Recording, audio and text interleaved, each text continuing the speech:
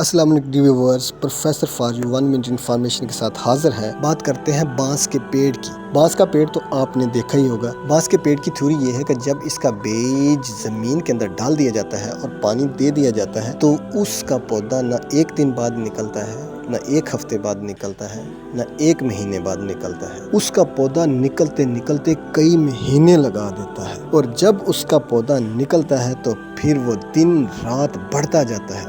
اس کے بڑھنے کی سپیڈ تمام پودوں سے زیادہ ہوتی ہے۔ وہ اتنی تیزی سے بڑھتا ہے کہ جس کا آپ اندازہ بھی نہیں لگا سکتے۔ اب سوچنے کی بات ہے کہ اس کا بیج اتنی دیر زمین کے اندر کیوں رہتا ہے؟